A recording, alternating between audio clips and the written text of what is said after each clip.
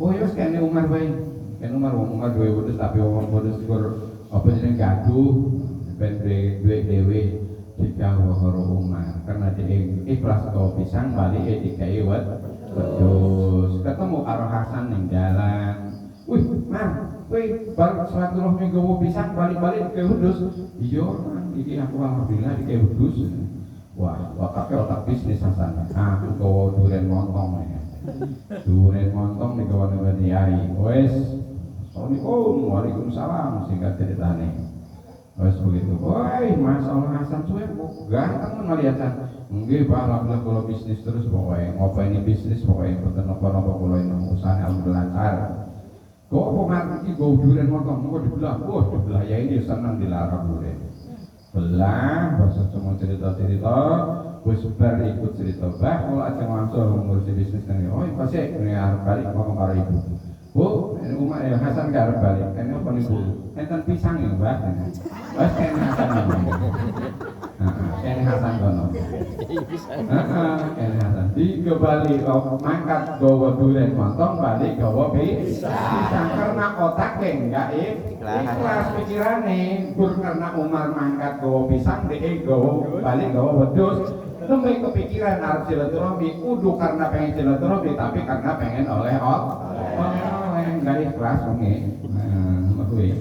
Nah itu cara itu gambaran kita juga kalau ikhlas ayat digambarkan gini. Pak Lurah silaturahmi ning Pak Bupati. Misalnya Bupati ini seneng petai atau seneng jengkol atau seneng mungkin iwak gurame misalnya. Kalau Pak Bupati ini enggak ketuku, bapak yang udah gampang kecil bagi Bupati. Tapi karena dia silaturahmi terus, silaturahmi ngedeketin. Sebenarnya yang butuh itu bukan bupatinya, tapi lurahnya butuh sama Bupati. Nah, begitu dia sering silaturahmi dan bawa duren, bawa pete, bawa ikan misalnya. Nilainya kalau dikalkulasi berapa kali ke sana paling habis 2 juta 3 juta. Begitu ada bantuan lurah sering silaturahmi mesti dikai bantuan oleh bupati minimal sampai ratusan juta bahkan miliaran dikucurkan dana ke desanya karena dia sering silaturahmi itu juga gambaran. Kita juga sering silaturahmi, sering ngaji, sering insya Allah kita itu bukan Allah yang butuh, tapi kita yang butuh terus mawon. Insya Allah yang istilahnya kita korbankan waktu, korbankan tenaga, korbankan pikiran, korbankan rasa kantuk, nanti di akhirat kita bakal dapat hadiah yang lebih mulia surganya Allah. Amin ya rabbal alamin. Itu ikhlas. Ikhlas itu memang enggak ngerti apa-apa, ikhlas pokoknya aku arep mudeng, arep ramudeng tak panggah tak mangkat ngaji. Arep paham, arep ora paham aku mangkat ngaji. Nah itu jenenge mau ikhlas. Supaya ngaji wae pokoke. Nah itu jenenge wal fariidatu fil fariidah kata Imam Nawawi. Kata Syekh Nawawi. Terus wal fariidatu ba'dal fariidah. Ada lagi kewajiban setelah kewajiban. Apa itu? Yaitu al-khauf ba'dal amal. Yaitu kudu punya rasa takut ketika kita setelah beramal. Takut apa maksudnya? Takut amal kita enggak diterima, takut amal kita masih kurang. Ya Allah, saya cuma bisa amalnya begini, diterima apa enggak amal saya? Sholatnya cuma begini, sholat saya punya rasa takut kepada Allah bahwa amal kita itu belum diterima. Itu terus punya rasa takut bahwa amal kita itu masih kurang. Coba sinten sing ngerasa pun cukup amale. Nah, mesti boten enten sing ngaku bahwa amal kita sudah cukup karena semua ahli kubur yang sudah ada di alam kubur mesti ceritanya enggak jauh beda. Rabbi laula akhbartani ila ajalin qarib. Nah, itu pasti cerita ahli kubur itu seperti itu. Sehari aja atau sebentar saja Gusti, saya minta waktu ditunda untuk kematianku.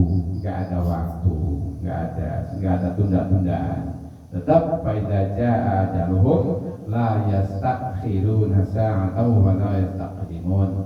Ketika sudah datang ajal, nggak bisa ditunda sedikit pun, harus detik itu juga diambil pulang kepada Allah Subhanahu wa Ta'ala. Nah itu, sebelum datang itu, ternyata kita masih diberikan kesempatan untuk beribadah. Yuk rodok dikencengin ibadahnya, rodok dipaksain, nggak apa-apa, capek, supaya sekali-kali dan bunga. Nah pas wingi pas napa namanya khataman Quran dinten minggu ini. Kulo nggih jane mikir ibu-ibu jane kesel paling isuk sampai zuhur. Ba'da zuhur doa bersama khatmil Quran terus di istiqul pun juga.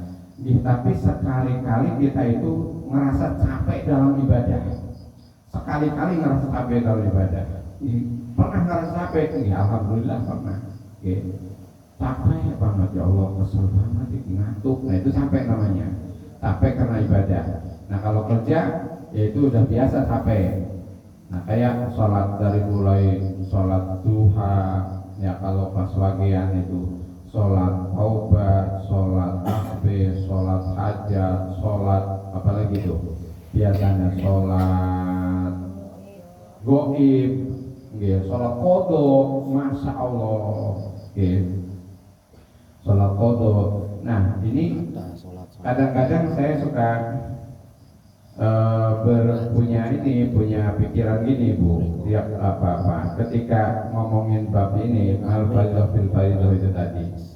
Ketika kita sholat sunnah, makanya saya sering banget menyampaikan ketika sholat sunnah, yuk bilalnya supaya muni Allahu sunnatul tasbih, supaya kedengeran sholat tasbih. Sholat tasbih itu. Nah ternyata ada yang belum tahu sholat tasbih, ada yang belum tahu sholat sujud syukur di dalam sholat hajat. Itu perlu, kalau kira-kira kita nggak tahu, jangan malu-malu tanya. Sholat tasbih bacaannya pas di mana aja, berapa aja. Nah begitu. Saya dulu waktu pertama kali ikut kegiatan itu sujud syukur, saya belum pernah tahu yang bacaan tasbih, sholawat, terus doa satu jagat. Karena saya punyanya cuman la ilaha illallah subhanakal zalimin itu satu, sama Rabbana doanya Nabi Adam itu istighfarnya Rabbana zalamna anfusana wa lam taghfir lana, itu dulu saya dikasih tahunya sama guru ketika sujud syukur pakai itu.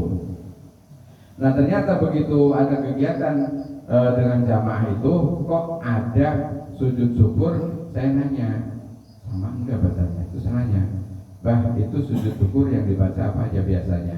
Oh iya, itu satu baca tasbih 10 kali, terus baca sholawat 10 kali, baca doa satu jagat Rabbana atina fid dunya hasanah wa fil akhirati hasanah wa qina adzabannar 10 kali. Nah itu perlunya kita ilmu supaya pas ibadah pas juga ilmu yang kita baca, yang kita amalkan, itu perlu ya. Jadi pas sholat sunnah, ketika memang kita belum paham, nanya sholat sunnah ini bacanya gimana, sholat sunnah ini bacanya gimana. Nah itu supaya ketika kita melaksanakan ibadah, tahu apa yang kita laksanakan, bisa yang kita laksanakan itu cara-caranya kita bisa. Nah itu supaya ibadah kita menjadi ibadah yang diterima di sisi Allah Subhanahu wa Ta'ala. Amin ya rabbal alamin. Ibu bapak jamaah rahimahullah. Nah terus balik lagi ke